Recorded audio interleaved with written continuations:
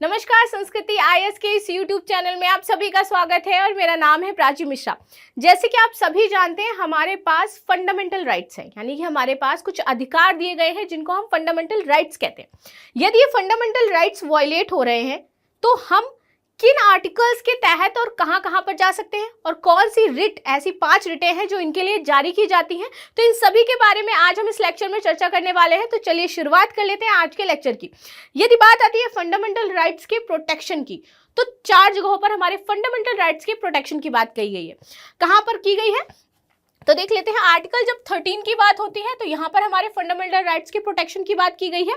Article 226 में हमारे fundamental rights की प्रोटेक्शन की बात की गई है। आर्टिकल 32 में हमारे फंडामेंटल राइट्स के प्रोटेक्शन की बात की गई है और आर्टिकल 359 में हमारे फंडामेंटल प्रोटेक्शन की बात की गई है। ठीक है, आर्टिकल 32 में हम कैसे जा सकते हैं, किसके पास जा सकते हैं, तो सुप्रीम कोर्ट के पास जा सकते हैं। और आर्टिकल 226 के तहत हम कहां जा सकते हैं, हाई कोर्ट जा सकते हैं। आर्टिकल 359 क्या कहता है कि चाहे इमरजेंसी है तब भी हमारा एक राइट जो होता है वो वायलेट नहीं होता है। दैट इज व्हाट, आप मुझे कमेंट में बताओगे कि इमरजेंसी के टाइम सारे राइट्स वायलेट हो जाते हैं, लेकिन एक राइट है जो वायलेट नहीं होता है, वो आप सभी मुझे कमेंट में आंसर दोगे। ठीक है, तो यहाँ पर आर्टिकल 359 में ये बताया गया है कि सिर्फ इमरजेंसी के टाइम छोड़ करके बाकी किसी भी समय फंडामेंटल राइट जो है वो वायलेट नहीं किए जा सकते हैं। ठीक है, एक राइट ऐसा होता है जो हमारे पास, यानी कि आम जनता के पास तो है, लेकिन जो भी लोग सेना में है, नेवी में है, उनके पास नहीं है। That is article 19।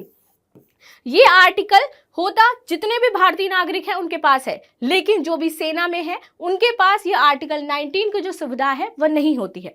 तो ये तो बात हो गई कि हमारे आर्टिकल्स, हमारे फंडामेंटल राइट्स के प्रोटेक्शन की बात कहां पर की गई है। तो इन 4 जगहों पर हमारे फंडामेंटल राइट्स के प्रोटेक्शन की बात की गई है। आ जाते हैं आर्टिकल 32 में, जिसको डॉक्टर अंबेडकर जी ने क्या बोला है कि ये क्या है, हार्ट एंड सोल है हमारे कॉन्स्टिट्यूशन का। क्या है, हार्ट एंड सोल है हमारी कॉन्स्टिट्यूशन का। और कई बार ये स्टेटमेंट आपसे पूछा भी जाता है कि किसको हार्ट एंड सोल कहा गया है, किस आर्टिकल को हमारे कॉन्स्टिट्यूशन का।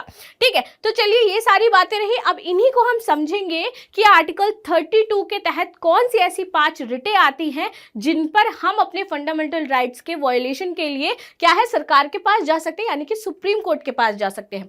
तो चलिए शुरुआत कर लेते हैं, लेकिन इससे पहले सूचना कि एमपीपीएससी और आरपीएससी का बैच लॉन्च हो गया है, तो जो भी लोग इसमें एडमिशन लेना चाहते हैं ले सकते हैं। आ जाते हैं अनुच्छेद 32 के तहत। जैसे कि मैंने बताया कि हम 2 जगह पर जा सकते हैं। आर्टिकल 32 के तहत कहां पर, सुप्रीम कोर्ट, आर्टिकल 226 के तहत हाई कोर्ट। लेकिन दोनों में डिफरेंस है, क्योंकि हमारे पार्ट 3 में, किसमें, पार्ट 3 में फंडामेंटल राइट्स की बात की गई है और 12 से लेकर के 35 तक हमारे फंडामेंटल राइट्स, और इन्हीं के बीच में आता है हमारा आर्टिकल 32।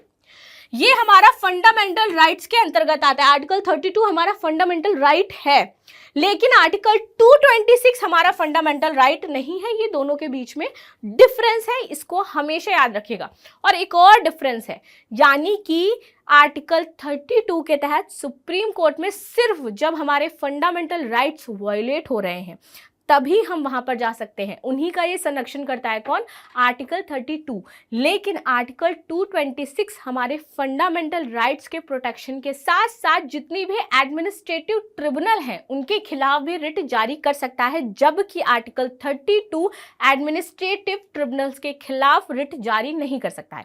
ठीक है, यानी सिर्फ ये आपके फंडामेंटल राइट्स की प्रोटेक्शन करता है, उनके लिए ही रिट जारी करेगा। लेकिन आर्टिकल 226 आपके एडमिनिस्ट्रेटिव ट्रिब्यूनल जो है उनके खिलाफ भी रिट जारी कर सकता है। तो ये 2 मेजर डिफरेंट है आपके आर्टिकल 32 और आर्टिकल 226 के बीच में, तो इसको याद रखिएगा। चलिए अब पढ़ लेते हैं हम आर्टिकल 32 के बारे में क्या चीजें हैं। तो देखिए, जब भी हमारे राइट्स वायलेट होते हैं तो आर्टिकल 32 उनको संरक्षित करने का कार्य करता है। ठीक है, इसी अनुच्छेद की शक्तियों के अंतर्गत सुप्रीम कोर्ट नागरिकों के लिए मौलिक अधिकार सुरक्षित और संरक्षित रखता है। इस अधिकार के अंतर्गत कोई भी व्यक्ति मौलिक अधिकारों के हनन की स्थिति में न्यायालय की शरण ले सकता है। किन किन आर्टिकल के ले सकता है, आर्टिकल के अंतर्गत ले सकता है, ये मैंने आपको बताया। इस अनुच्छेद के अंतर्गत सुप्रीम कोर्ट 5 प्रकार की रिटें जारी करता है। ठीक है, कौन कौन सी ये 5 प्रकार की रिटें हैं, देखिए। आर्टिकल 32 कोई भी इंडिविजुअल के यदि राइट वायलेट हो रहे हैं तो इंडिविजुअल जाएगा कहाँ, आर्टिकल 32 के तहत सुप्रीम कोर्ट में। ठीक है, और सुप्रीम कोर्ट को यह अधिकार दिया गया है कि यदि आप क्या करो, ये जो आर्टिकल 32 है इसका संरक्षण करो। इसके संरक्षण के लिए आप क्या कर सकते हो, 5 रिटें जारी कर सकते हो। तो सुप्रीम कोर्ट को 5 रिटों की शक्ति दी गई है अपने ये जो फंडामेंटल राइट्स हैं उनके संरक्षण के लिए। ठीक है, और कोई भी इंडिविजुअल यदि उसके राइट्स वायलेट हो रहे हैं तो आर्टिकल 32 के तहत वो कहाँ जा सकता है, सुप्रीम कोर्ट जा सकता है। और इनके संरक्षण के लिए सुप्रीम कोर्ट को ये अधिकार दिया गया है कि वो 5 रिटें जारी कर सकता है। ठीक है, तो ये बात आपको समझ में आई होगी, नॉर्मल सी बात है। चलिए, तो अब इसी के तहत आपकी 5 रिटें आ जाती है। सबसे पहला है और सबसे इंपॉर्टेंट है और सबसे ज्यादा यूज किया जाने वाला यही आपका रिट है, दैट इज हैबिस कॉर्पस या फिर बंदी प्रत्यक्षीकरण। बंदी प्रत्यक्षीकरण यानी जिसको भी आपने बंधक बनाया है उसको कोर्ट के सामने आप पेश करिए। मान लीजिए बाय एग्जाम्पल मैं हूं, ठीक है, और मुझे गिरफ्तार किया गया है और गिरफ्तार करके मेरे किसी रिलेटिव ने, यदि जैसे ही पता चलता है कि मुझे गिरफ्तार किया गया, या तो मैं खुद इस रिट का प्रयोग करूं या तो मेरा कोई रिलेटिव इस रिट का प्रयोग करे या मेरा कोई फ्रेंड इस रिट का प्रयोग करे। जैसे ही इस रिट का प्रयोग किया जाएगा तो सुप्रीम कोर्ट क्या करता है, आदेश देता है कि जो भी बंदी व्यक्ति है उसको न्यायालय में पेश किया जाए और किस कारण से इसको बंदी बनाया गया है वो कारण स्पष्ट किया जाए कोर्ट के अंदर। यदि कारण से असंतुष्ट है न्यायालय, जो कारण बताया जा रहा है, तब उसको तत्काल छोड़ने का आदेश दे दिया जाएगा, यानी कि बंदी को आप अभी तुरंत के तुरंत फ्री करो। ठीक है, तो एक तो ये हो गया। दूसरा देख लेते हैं, दूसरा कौन सा है, परमादेश यानी कि मैंडमस।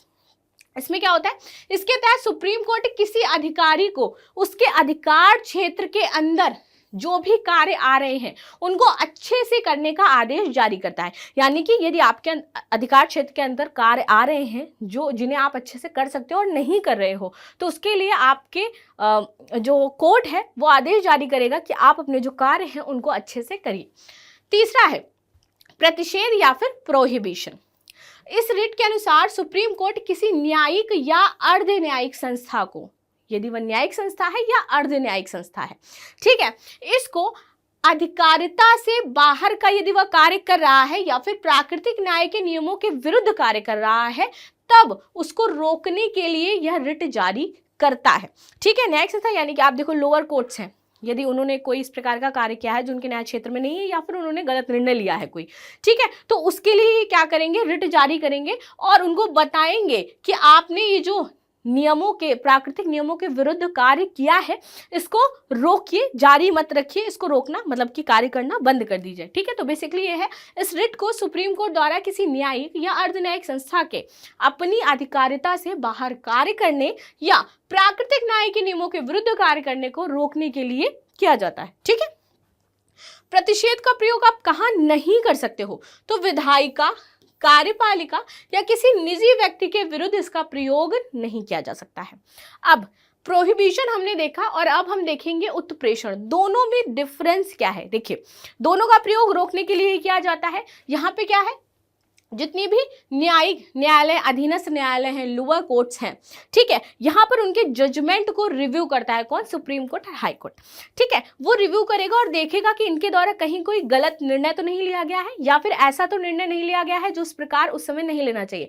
यदि ऐसा कोई निर्णय होगा तो वो उसे निरस्त कर देगा यहाँ पर। लेकिन दो इंपॉर्टेंट पॉइंट्स हो जाते हैं, क्या, देखिए, उत्प्रेषण में जब निर्णय लिया जा चुका है, ठीक है, उसके पश्चात उस निर्णय को रद्द किया जा सकता है, किसके तहत, उत्प्रेषण के तहत। लेकिन यदि कार्यवाही चल रही है अधीनस्थ न्यायालय में और वो निर्णय अभी तक लिया नहीं गया है, लिया जाने वाला है, यानी कि कार्यवाही के दौरान ही यदि उस निर्णय को समाप्त करना है, तो हम किसका प्रयोग करेंगे, प्रोहिबिशन का प्रयोग करेंगे। ठीक है, तब हम किसका प्रयोग करते हैं, प्रोहिबिशन का, यानी कि कार्यवाही के दौरान ही यदि इसको खत्म करना है, निर्णय को समाप्त करना है, तो आपका प्रतिषेध यानी कि प्रोहिबिशन आएगा। और यदि निर्णय लिया जा चुका है, फिर उसके बाद सुप्रीम कोर्ट ने उसको रिव्यू किया और देखा कि ये गलत है, तब उसको उत्प्रेषण के तहत समाप्त किया जा सकता है। ठीक है, तो दोनों में डिफरेंस यही है, इसको याद रखिएगा। आगे बात करें अधिकार पक्ष यानी कि क्वो वारंटो। इसमें क्या है, यह रिट तब जारी की जाती है जब कोई व्यक्ति ऐसे पदाधिकारी के रूप में कार्य करने लगता है जिसके रूप में कार्य करने का उसे वैधानिक रूप से अधिकार नहीं है। ठीक है, लेकिन वो कार्य कर रहा है, अपने अधिकार क्षेत्र के बाहर वो कार्य कर रहा है, तब यह रिट जारी की जाती है और उसको बताया जाता है कि यह किस अथॉरिटी से आप इस पोस्ट पर कार्य कर रहे हो, क्या आप इस पोस्ट के लिए वैधानिक रूप से नियुक्त किए गए हो। ठीक है, तभी यह आपका को वारंटो या फिर अधिकार पृष्ठा जो रिट है वो जारी की जाती है। तो अभी आपको सारी रिट्स के बारे में समझ में आ गया होगा क्या क्या चीजें हैं। और आर्टिकल 226 के तहत जैसे मैंने बताया कि आप उच्च न्यायालय जा सकते हो, लेकिन दोनों में डिफरेंस क्या है कि आर्टिकल 32 यहाँ पर आपको सिर्फ फंडामेंटल राइट्स का प्रोटेक्शन देता है, लेकिन आर्टिकल 226 के तहत आप एडमिनिस्ट्रेटिव जितने भी ट्रिब्यूनल्स हैं उनके खिलाफ भी रिट जारी करवा सकते हो। आर्टिकल 32 खुद एक फंडामेंटल राइट है, जबकि आर्टिकल 226 फंडामेंटल राइट्स के अंतर्गत नहीं आता है। तो आई होप आपको सारी चीजें इसके अंतर्गत क्लियर हो गई होंगी कि क्या क्या चीजें हैं। तो आपको समझ में आ गया ये 5 रिटें कब जारी की जाती हैं और क्या इनके महत्वपूर्ण बिंदु हैं। मिलते हैं नेक्स्ट क्लास में, तब तक के लिए धन्यवाद। लाइक शेयर सब्सक्राइब करना बिल्कुल भी ना भूलें।